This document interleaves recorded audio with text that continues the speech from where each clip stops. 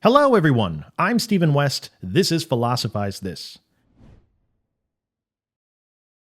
Say you want to change something about yourself, whatever it is. What's the first place people usually think that change is going to occur?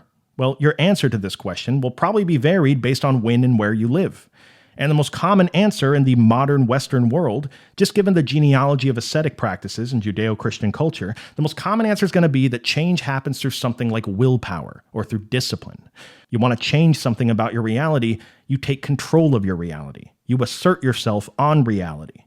Say you wanted to read more, but you hate reading. So you assume the only way that's ever going to change is if you have more discipline. You set an alarm on your phone. You're going to will yourself to read every single day for 30 minutes right when you get off of work. And you know it's going to be hard. You know you're going to have to grit your teeth and fight through it at times.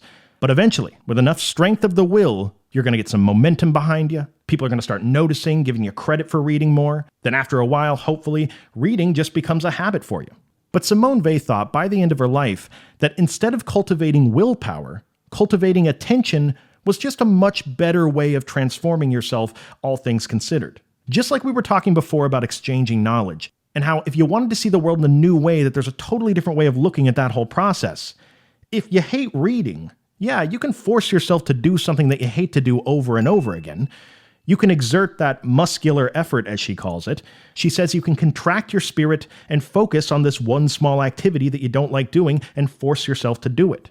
But another way of approaching the problem, she says, is to open your spirit rather than contracting it.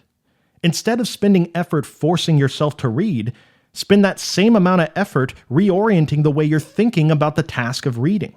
Maybe looking at it from a different angle, maybe learning something new about it, maybe putting an effort to try to find something that interests you about reading that you never really considered before. That's a place to put in effort too. Now, it should be said, this sort of openness to existence is a skill, just like discipline. It takes just as much practice as discipline. It's rife with just as many potential failures along your journey of cultivating it.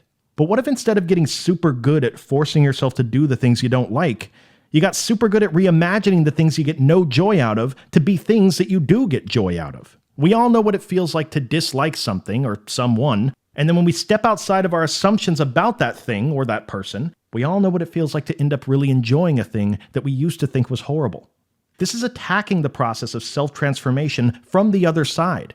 And the end result is that instead of change occurring by enduring something that you hate for months, your life is driven instead, to Simone Weil, by a true desire to do the thing. Your life is driven by joy rather than self-denial. Sometimes the more useful skill to have is not to be able to will your reality into existence, but to be able to be so open, so curious and humble, that you become someone capable of allowing reality in existence to speak through you.